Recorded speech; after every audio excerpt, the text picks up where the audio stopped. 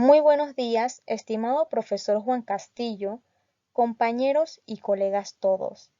En esta mañana, el grupo número 3, integrado por Claudia Argüelles, Nancy Frías, Adelina Romero, Carmen Acevedo y mi persona Isis García, tenemos el grato placer de hablarles y desarrollarles acerca del tema denominado Validación de instrumentos de investigación, Alpha-Cronbach.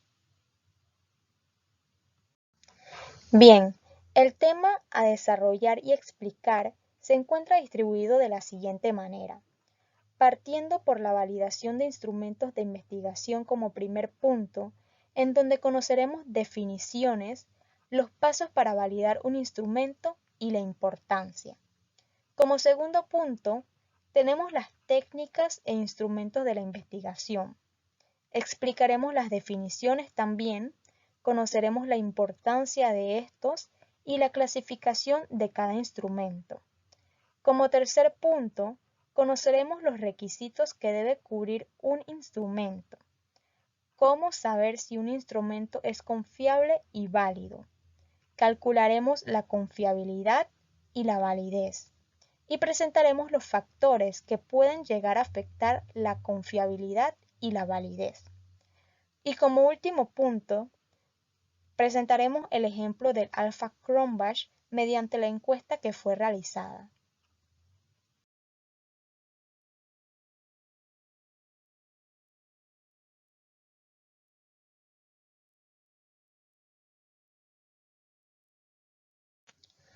Validación de instrumentos de investigación.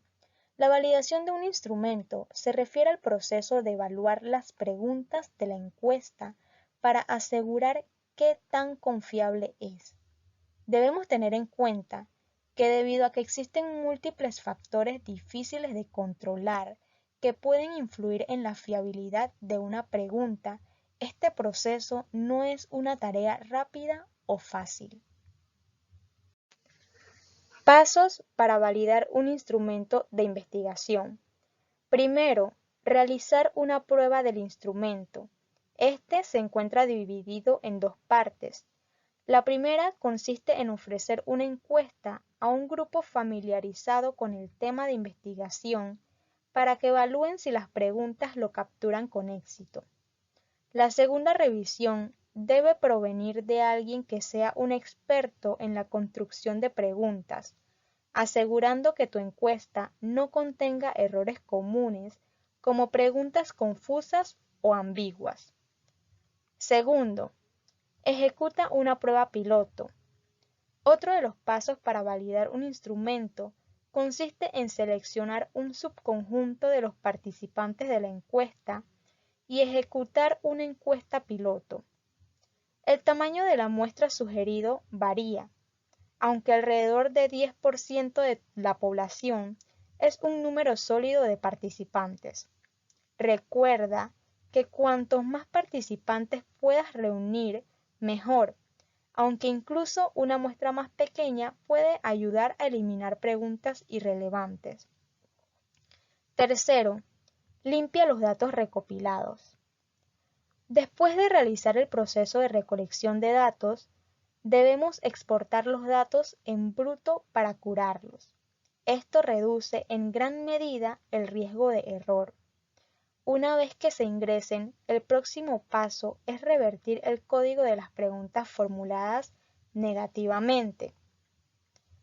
Si los encuestados han respondido cuidadosamente, sus respuestas a las preguntas que se expresaron negativamente deben ser consistentes con sus respuestas a preguntas similares que se expresaron positivamente. Si ese no es el caso, puedes pensar en eliminar esa encuesta. Cuarto paso.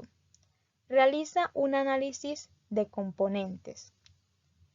Otro de los pasos es que debemos realizar este análisis porque el objetivo de esta etapa es determinar qué representan los elementos al buscar tendencias en las preguntas. Se puede combinar las preguntas que se cargan en los mismos elementos comparándolos durante su análisis final. El número de temas de elementos que puede identificar indica el número de elementos que está midiendo la encuesta. Quinto paso, verificar la consistencia de las preguntas. Verificar la correlación entre las preguntas mide la confiabilidad de las preguntas al garantizar que las respuestas de las encuestas sean consistentes. Sexto paso, revisar la encuesta.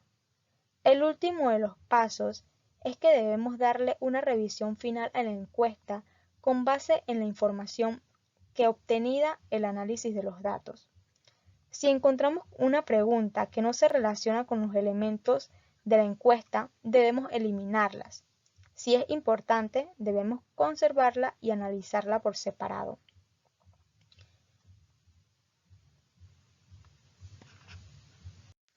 Ahora bien, importancia de validar un instrumento de investigación. Llevar a cabo los pasos anteriormente mencionados para validar un instrumento de investigación es esencial para garantizar que la encuesta sea verdaderamente confiable y correcta. Es importante recordar que debemos incluir los métodos de validación del instrumento cuando presentemos el informe de resultados de la investigación. Realizar estos pasos para validar un instrumento no solamente fortalece su confiabilidad, sino que también agrega un título de calidad y profesionalismo al producto final. Técnicas e instrumentos de investigación. Las técnicas constituyen el conjunto de mecanismos, medios o recursos dirigidos a recolectar, conservar, analizar y transmitir los datos de los fenómenos sobre los cuales se investiga. Por consiguiente, las técnicas son procedimientos o recursos fundamentales de recolección de información, de los que se vale el investigador para acercarse a los hechos y acceder a su conocimiento. Importancia de las técnicas en investigación. Primero, elaboran sistemas de organización y clasificación de la información. Las técnicas proporcionan diversos instrumentos y medios para la recolección, concentración y conservación de los datos, como por ejemplo, fichas, escalas, cuestionarios, inventarios, registros, cassettes, etc. Se encargan de cuantificar, medir y correlacionar los datos, auxiliándose de las matemáticas, estadísticas y la computación. Proporcionan a la ciencia el instrumental experimental. Guardan estrecha relación con el método y la teoría. Clasificación de las técnicas de investigación.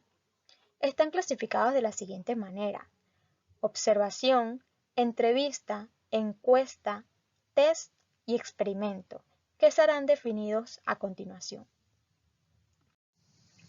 La observación es aquella que se hace cada día al azar, de manera espontánea, sin un propósito definido. Es decir, se presta atención a unas cosas y se descuida a otras. Se observa por simple curiosidad. La observación cotidiana en algunas ocasiones puede ser la base de la observación científica. Como ejemplo de la observación tenemos que cada mañana nosotros miramos por la ventana para ver si hace sol o llueve y elegir el tipo de ropa que vamos a usar. Ese sería un ejemplo de observación. Tipos de observación. Inicialmente la observación se clasifica en dos grandes grupos que son directa y no documental. También se clasifica de la siguiente manera. Según el grado de estructuración de la observación y de los medios que se utilizan para sistematizar lo que se observa, son la no estructurada y la estructurada. Según el grado de participación del observador, es decir, el nivel de contacto que establezca con la realidad que va a estudiar, son observación no participante y participante. Según el número de investigadores que participen en la observación, se clasifican en individual y en equipo o colectiva. Según el lugar donde se realiza, la observación se clasifica en campo y laboratorio. Instrumentos para registrar la información observada. Dentro de muchísimos, los más utilizados son la ficha de observación, el registro de observación, el cuaderno de nota, el diario de campo, los mapas, la cámara fotográfica, la grabadora y la filmadora. Esto sería todo acerca de la observación. Pasaremos a continuación con el siguiente instrumento de investigación. Buenos días, profesor, compañeros todos. Les saluda Claudia Argüelles. En esta mañana me gustaría compartirles un poco sobre una de las herramientas más antiguas y populares en la búsqueda de información. Tenemos que es la entrevista. ¿Y qué es la entrevista? Pues se conoce como entrevista la conversación que sostienen dos o más personas que se encuentran en el rol de entrevistador y entrevistado, a fin de que el primero obtenga del segundo información sobre un asunto particular. En toda entrevista hay dos roles, el entrevistador y el entrevistado. El entrevistador es quien formula las preguntas y conduce la conversación. Debe encargarse también de introducir el tema y hacer el cierre a la entrevista. El entrevistador plantea al entrevistado una serie de preguntas o asuntos con el objetivo de que exponga, explique o argumente su opinión o simplemente brinde información o testimonio sobre determinado hecho. Ahora conozcamos algunas características de la entrevista. Las características de una entrevista pueden resumirse de la siguiente manera. En toda entrevista hay como mínimo un entrevistado y un entrevistador. Es una herramienta para obtener información específica. Es un acto de comunicación con un objetivo deliberado. Requiere un proceso de preparación previa. Cada entrevista debe tener una estructura o método acorde a sus fines. En las entrevistas predomina el discurso directo y la subjetividad. En cuanto al número de entrevistados, las entrevistas pueden ser individuales o grupales. En cuanto a sus medios, las entrevistas pueden ser presenciales, telefónicas, escritas, radiofónicas, audiovisuales o digitales. ¿Para qué nos sirven las entrevistas? Las entrevistas permiten obtener información relevante sobre un tema, situación o persona a través de testimonios directos o de especialistas en un asunto a tratar. Asimismo, permiten conocer diferentes interpretaciones sobre la información disponible. Por ende, las entrevistas son herramientas para investigar, analizar e informar. Conozcamos las partes de una entrevista. Tiene un inicio o presentación. En este segmento, el entrevistador da la bienvenida al entrevistado y a otros presentes, en caso de que los hubiera. Presenta el tema de la entrevista y expone las directrices que guiarán la comunicación.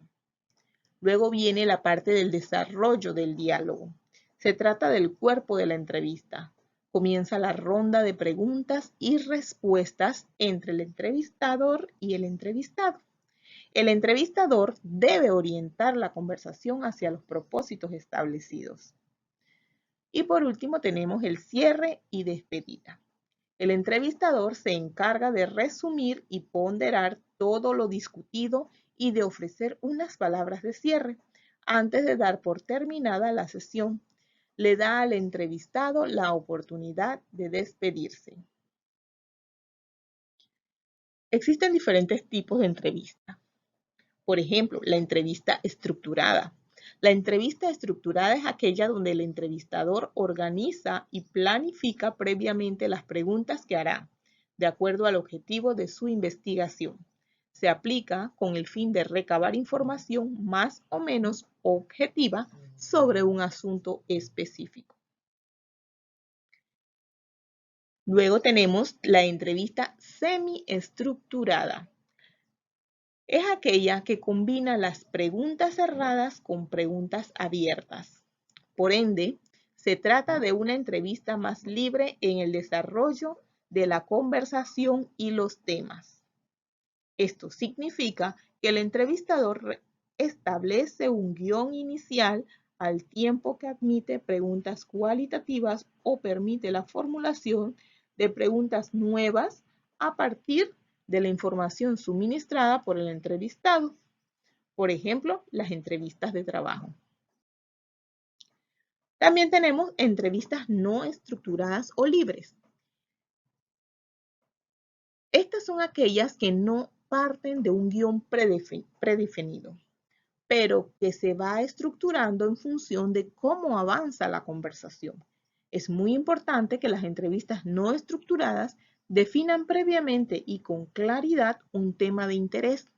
Esto exige que el entrevistador investigue y prepare el tema con profundidad, de modo que sea capaz de guiar la entrevista sin perder el objetivo. Un claro ejemplo de las entrevistas son las entrevistas de opinión. Muchas gracias. Buenos días, profesor, compañeros.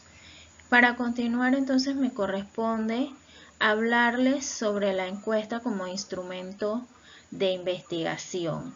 Y lo primero que vamos a realizar entonces sería la definición de lo que consiste. Y se va a definir entonces como una técnica dentro del proceso de investigación que se lleva a cabo mediante la aplicación de un cuestionario previamente diseñado para recopilar los datos en una muestra de personas, con el objetivo de obtener información sobre las opiniones, las actitudes y los comportamientos que ayuden a probar una hipótesis o a descubrir la solución de un problema.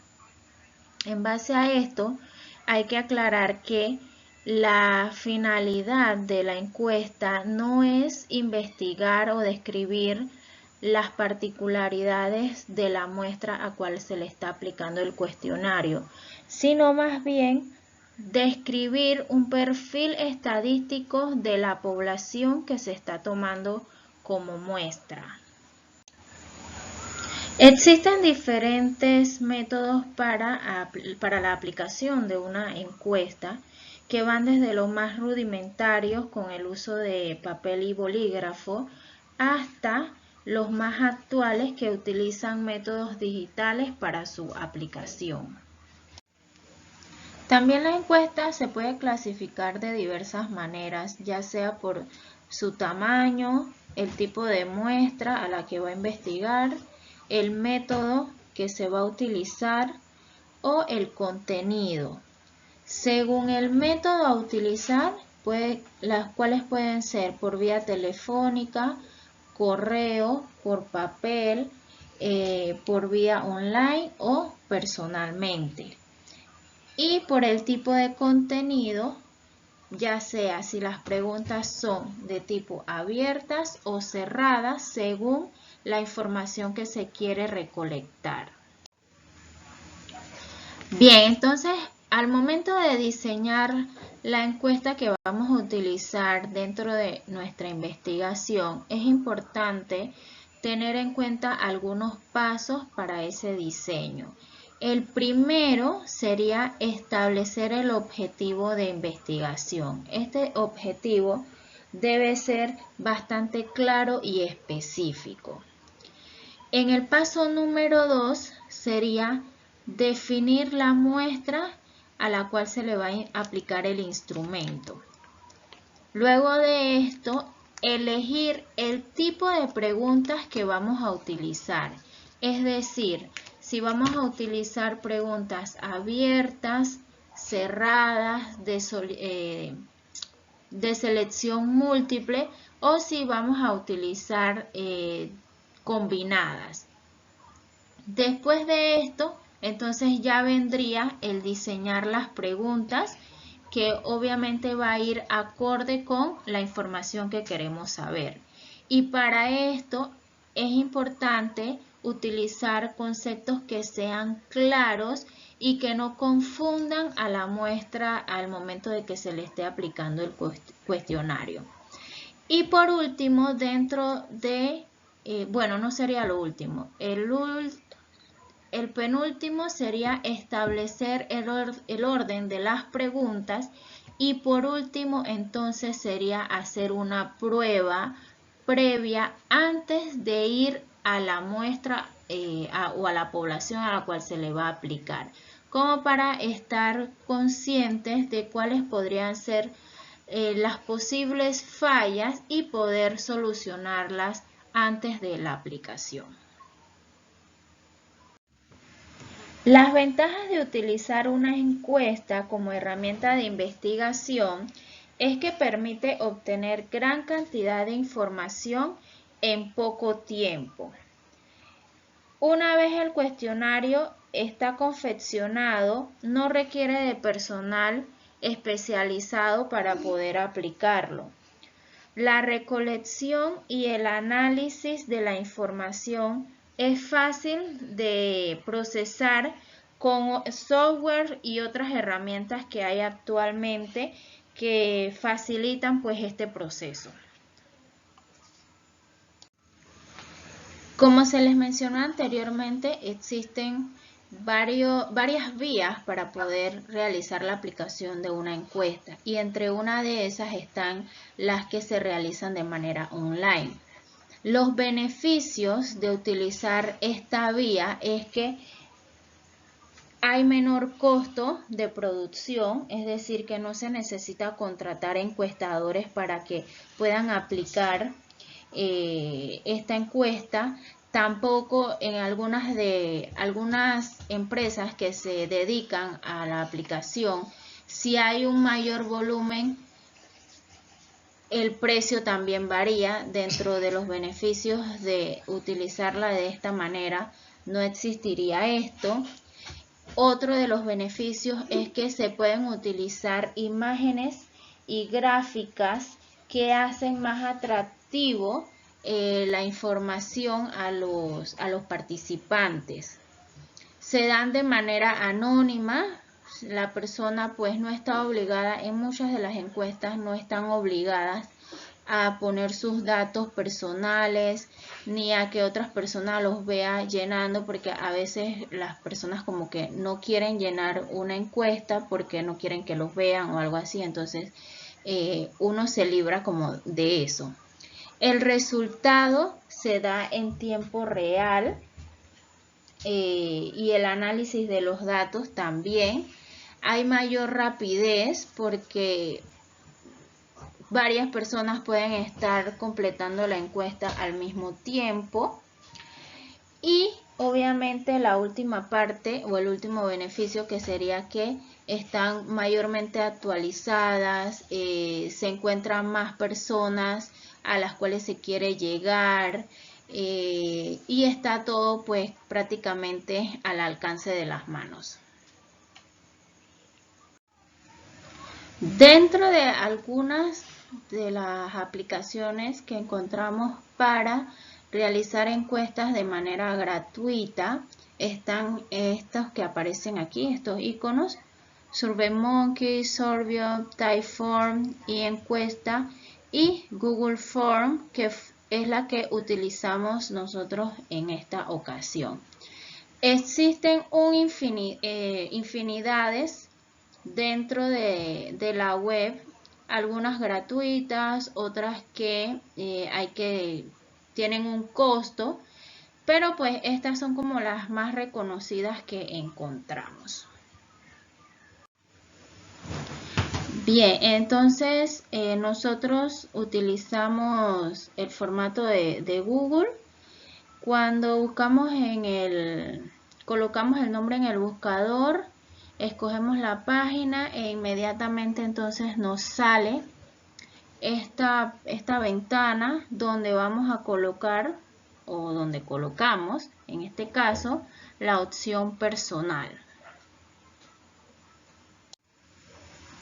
A partir de allí entonces la aplicación genera la ventana que aparece en la parte superior y se escoge la parte de iniciar un formulario nuevo en blanco. Inmediatamente allí aparece la estructura del formulario, que es la imagen entonces que está en la parte inferior. Como ven, allí aparece entonces ya dice formulario sin título. Allí se coloca el título que se le va a poner a la encuesta. Y se van poniendo entonces las preguntas donde dice preguntas sin título. Se van colocando entonces las preguntas que se van a realizar este cuestionario. En la partecita de abajo aparece si queremos que esa pregunta sea obligatoria, y a la persona le va a aparecer un asterisquito donde indica que no puede salir de la encuesta sin contestar esa pregunta. En la parte de la derecha hay una barra donde están las opciones de poner otra pregunta nueva, cambiar las letras, poner una imagen, poner un video. Y al lado de donde dice preguntas sin título, que es donde vamos a ir colocando las preguntas, está la parte de opción múltiple. Allí es donde uno le da la flechita, se escoge el tipo de respuesta que queremos que la persona dé.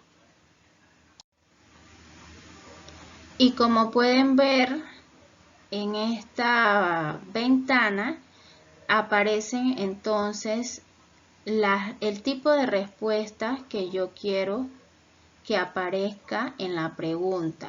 Si quiero que la respuesta sea breve, aparece una línea. Si quiero que sea un párrafo, aparecen varias líneas. Si quiero que la respuesta sea de opción múltiple, es decir, escoger la respuesta. Si quiero que sea de casillas de verificación, esta es más que nada cuando quiero que la persona que está respondiendo pueda escoger varias opciones. Al contrario de la de opción múltiple, solamente se puede escoger una. Está la otra opción de lista desplegable, que se le da varias opciones y se desplaza entonces una lista para que la persona pueda escoger. Está las respuestas es tipo escala lineal, las respuestas de cuadrilla de opciones múltiples, que es prácticamente la de arriba, pero es más que nada cuando una pregunta tiene como varias preguntas dentro de ella. Y la otra de cuadrilla de casilla de verificación, que es también cuando hay varias preguntas dentro de una misma, pero que se puedan escoger varias opciones de cada una. Entonces, básicamente, esta es la forma de esta aplicación. La verdad que es bastante fácil de utilizar, no tuvo mayores complicaciones, y a medida que las personas van llenando el cuestionario van apareciendo las respuestas y uno puede ver entonces la gráfica que se va formulando. En la parte de las respuestas también estas gráficas se pueden, las respuestas se pueden importar a un Excel para hacer la parte de la matriz. Y bueno, eso sería todo hasta el momento. Muchas gracias por la atención.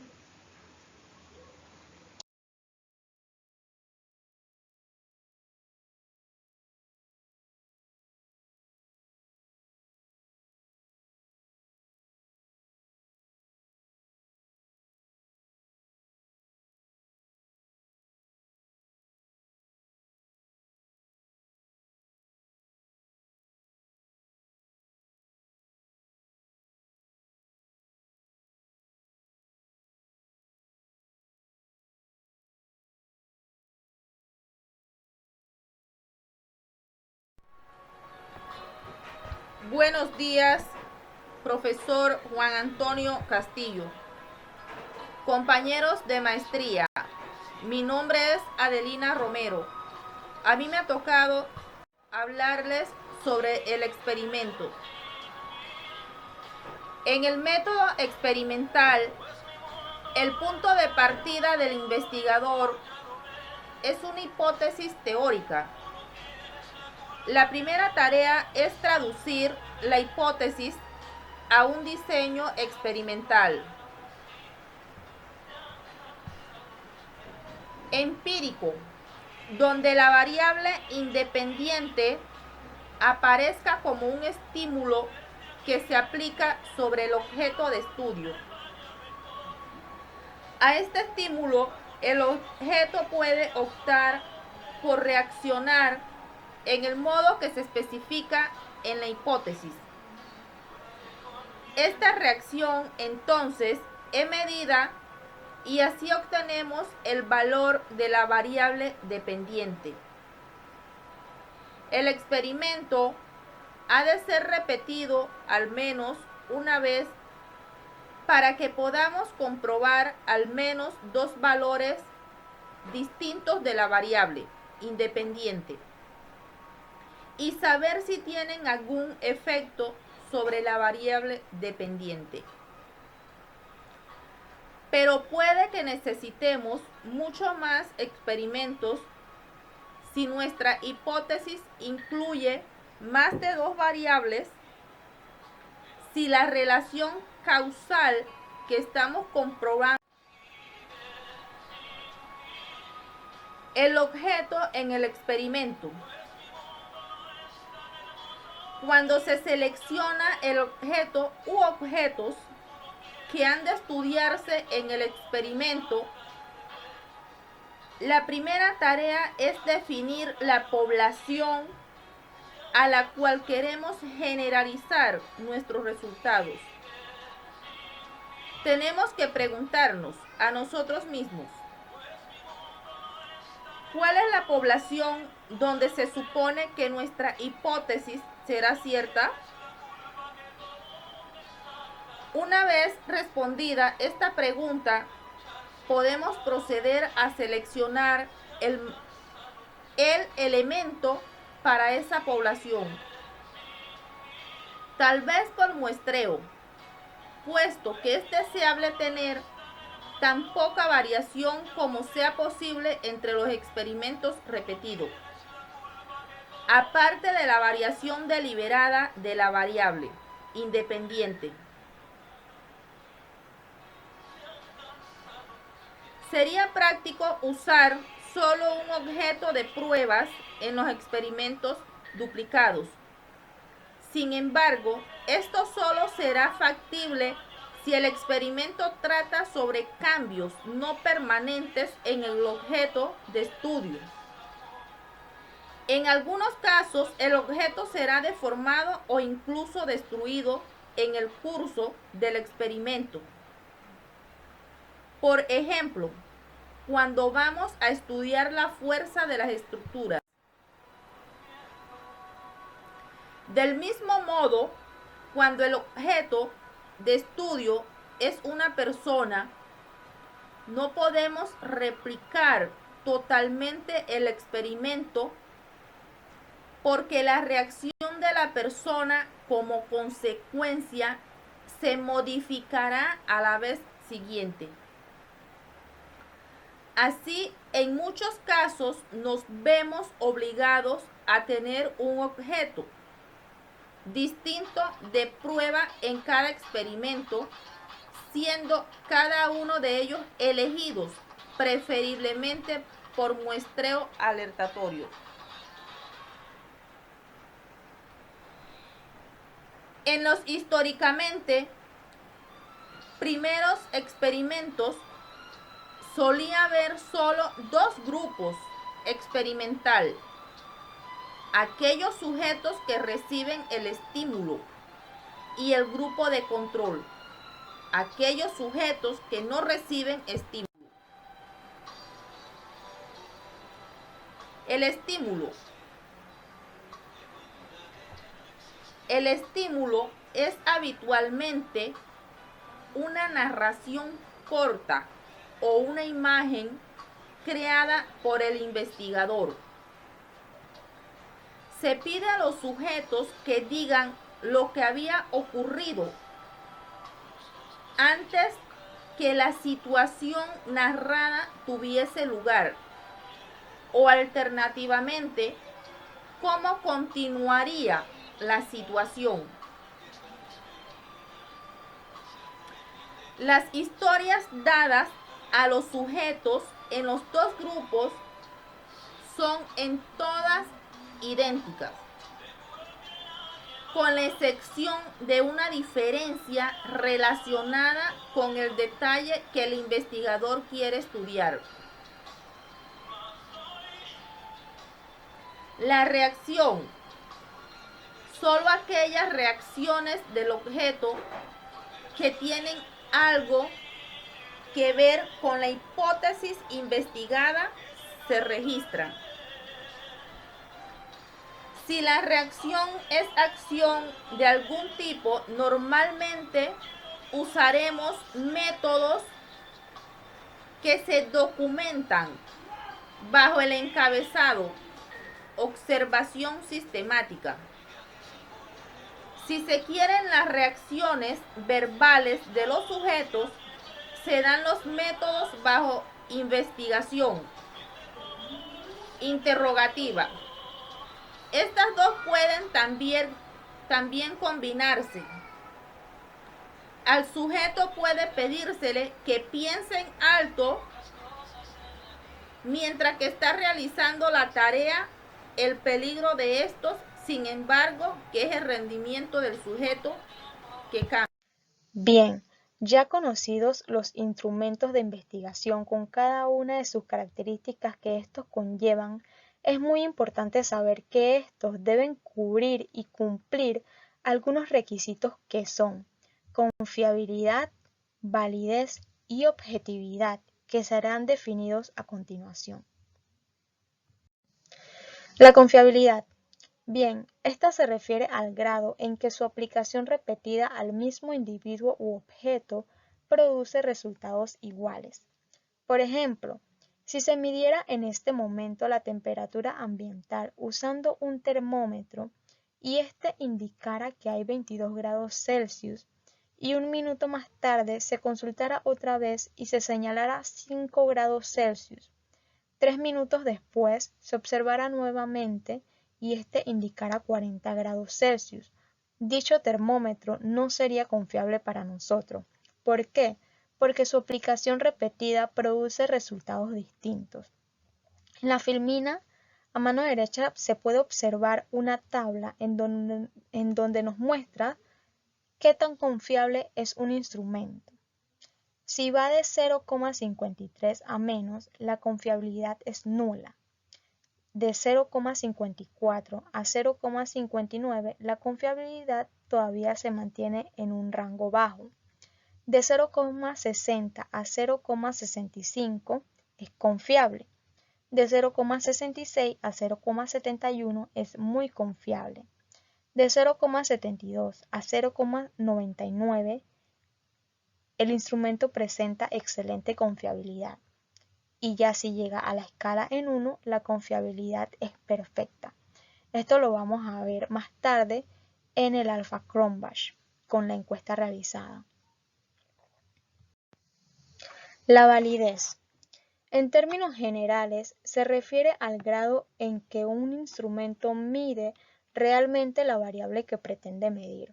Por ejemplo, un instrumento válido para medir la inteligencia debe medir la inteligencia y no la memoria. Un método para medir el rendimiento bursátil tiene que medir precisamente esto y no la imagen de una empresa. Y como otro ejemplo, aunque muy obvio, de completa invalidez sería intentar medir el peso de los objetos con una cinta métrica en lugar de usar una báscula. Los requisitos de nuestros instrumentos deberían ser válido y confiable. Ambas cosas. La objetividad. Bien, es el grado en que el instrumento es o no permeable a la influencia de los sesgos y tendencias de los investigadores que lo administran, califican e interpretan. La objetividad se refuerza mediante la estandarización en la aplicación del instrumento y en la evaluación de los resultados, así como al emplear personal capacitado y experimentado en el instrumento. Por ejemplo, si se utilizan observadores, su proceder en todos los casos debe ser lo más similar posible y su entrenamiento tendrá que ser profundo y adecuado. ¿Cómo sabemos si un instrumento es confiable y válido? La fórmula para determinar esto es X igual a T más E, donde X son los valores observados o resultados disponibles, T corresponde a los valores verdaderos y E el grado de error en la medición. Si no hay error en la medición, E es igual a 0. El valor observado y el verdadero son equivalentes. Esto puede verse claramente así como la fórmula que se presenta en pantalla. X es igual a T más 0, donde X es igual a T. Ahora utilizaremos esta fórmula en el alfa-Cronbach. Cálculo de la confiabilidad o fiabilidad. La confiabilidad varía de acuerdo con el número de indicadores específicos o ítems que incluya el instrumento de medición. Cuantos más ítems haya, mayor tenderá a ser esta, lo cual resulta lógico. Veámoslo con un ejemplo cotidiano. Si se desea probar qué tan confiable o constante es la lealtad de un amigo hacia nuestra persona, cuantas más pruebas le pongamos, su fiabilidad será mayor. Claro está que demasiados ítems provocarán cansancio en los participantes. En la pantalla se muestra la imagen también de 0 a 1. En 0, la confiabilidad de medición está contaminada de error y en 0 equivale a un 100% de confiabilidad, en donde no existen errores.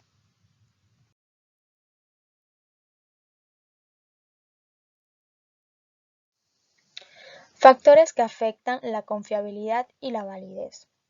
Utilizar instrumentos desarrollados en el extranjero que no han sido validados en nuestro contexto, refiriéndonos en cultura y tiempo.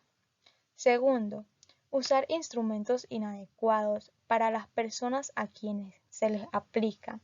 No son empáticos. Utilizar un lenguaje muy elevado para los sujetos respondientes. No tomar en cuenta diferencias de género, edad, conocimientos, memoria, nivel ocupacional y educativo, motivación para contestar, capacidades de conceptualización y otras diferencias en los participantes. Son errores que llegan a afectar la validez y la confiabilidad. Cuestiones vinculadas con los estilos personales de los participantes como deseabilidad social, tratar de dar una impresión muy favorable a través de las respuestas, tendencia a asentir con respecto a todo lo que se pregunta, dar respuestas inusuales o contestar siempre negativamente. Condiciones en las que se aplica el instrumento de medición, el ruido, la inadecuada iluminación, el frío, por ejemplo, en una encuesta de casa en casa, un instrumento demasiado largo o tedioso, una encuesta telefónica después de que algunas compañías han utilizado el mercado telefónico en exceso y a destiempo. Y como último, la falta de estandarización, que las instrucciones no sean las mismas para todos los participantes, que el orden de las preguntas sea distinto para algunos individuos y que los instrumentos de observación no resulten equivalentes. A continuación se estará explicando el alfa-Cronbach.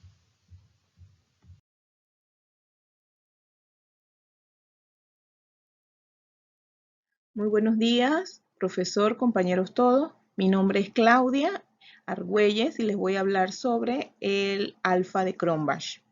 ¿Qué es el alfa de Cronbach? Pues es un coeficiente usado para saber cuál es la fiabilidad de una escala o test. La psicometría es la disciplina que se encarga de medir y cuantificar variables psicológicas de la psique humana, mediante un conjunto de métodos, técnicas y teorías. A esta disciplina pertenece el alfa de Cronbach, un coeficiente utilizado para medir la fiabilidad de una escala o medida o test. La fiabilidad es un concepto que tiene varias definiciones, aunque a grandes rasgos se puede definir como la ausencia de errores de medida en un test o como la precisión de su medición. Vamos a ver algunas características del alfa de Cronbach. El alfa de Cronbach se representa mediante alfa. Le debe su nombre a Lee Joseph Cronbach, que bautizó este coeficiente así en 1951. L.J. Cronbach fue un psicólogo estadounidense que se hizo conocido por sus trabajos en psicometría. Sin embargo, los orígenes de este coeficiente los encontramos en los trabajos de Hodge y de Goodman.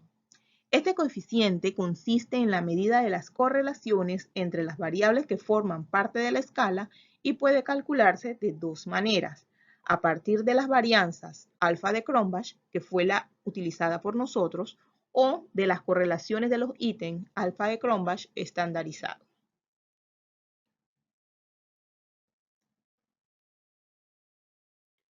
Códigos para puntuaciones en el alfa de Cronbach. Los códigos y las puntuaciones transforman las respuestas en variables que pueden ser tabuladas y analizadas estadísticamente. Las respuestas pueden ir desde simple dicotomía sí, no, hasta expresiones más complejas que reflejen la opinión, actitud, creencia, etc. sobre un problema de salud, por ejemplo. En nuestro alfa de Cronbach utilizamos códigos desde 0 hasta 6, dependiendo de las opciones solicitadas para valorar las diferentes respuestas de los distintos ítems solicitados. En cuanto a la interpretación, el coeficiente de alfa de Cronbach oscila entre 0 y el 1. Cuanto más próximo esté a 1, más consistentes serán los ítems, serán entre sí y viceversa. Por otro lado, hay que tener en cuenta que a mayor longitud del test, mayor será el alfa. Eso sí, esta prueba no sirve por sí misma para conocer de una manera absoluta la calidad del análisis estadístico realizado, ni la de los datos sobre los que se trabaja. Recomendaciones.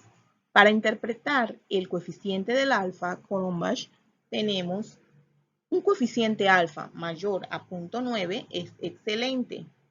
Un coeficiente alfa mayor a 0.8 es bueno. Un coeficiente alfa mayor a 0.7 es aceptable.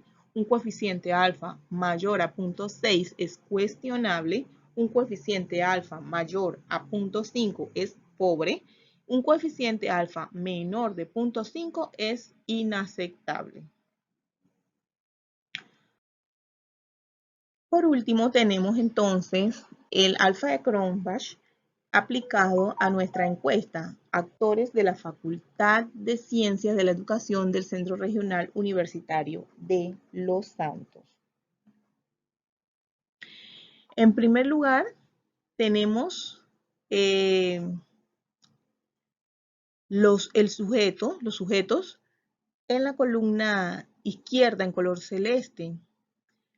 Ahí colocamos como sujetos estudiante 1, 2, 3, 4, hasta 10, que fueron los 10 participantes de la encuesta. En la fila superior en rosado tenemos los ítems 1, 2, 3, 4, hasta el 22, los cuales representan la cantidad de preguntas que estaban en la encuesta. En la fila inferior, de colorcito como verde, tenemos las varianzas de cada uno de esos ítems. ¿Cómo logramos esa varianza? Nos colocamos al final del ítem 1, en la columna, al final, le ponemos el símbolo de igual, ponemos varianza, nos colocamos entonces en el número 1, en la parte superior del ítem, Corremos con el cursor hasta abajo, le damos Enter y ahí nos da inmediatamente y automáticamente la varianza número 1.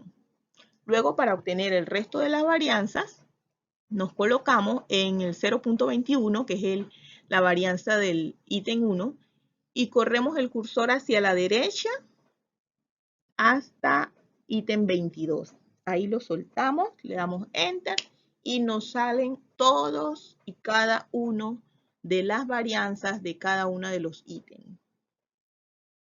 Luego, para obtener la sumatoria de todos los ítems, nos vamos a la columna derecha, donde dice suma, nos colocamos debajo inmediatamente y ahí le decimos sumatoria y nos vamos hasta el ítem 1, corremos nuevamente el cursor hasta la derecha, lo soltamos y nos hace la sumatoria de todos los ítems del estudiante 1.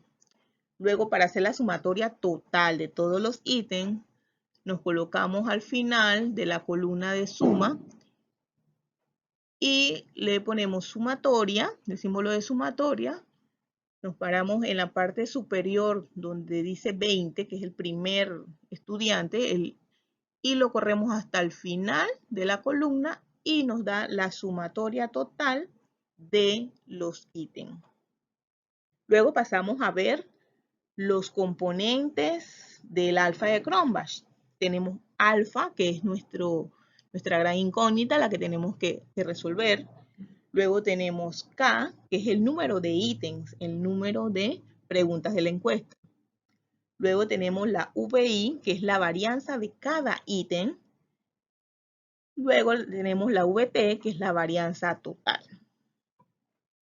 Para obtener la varianza de cada ítem, la sumatoria, que nos las pide en la fórmula, realmente también ponemos entonces sumatoria y corremos todas las varianzas de los ítems y ahí nos da la sumatoria de todas las varianzas de los ítems, que son 20.58.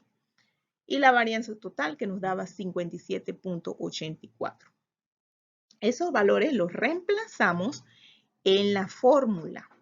La fórmula de alfa de Cronbach nos dice que alfa es igual a K sobre K menos 1 multiplicado por 1 menos la sumatoria de la varianza de los ítems entre la varianza total. Aplicamos, reemplazamos y nos da el alfa igual a 0.67.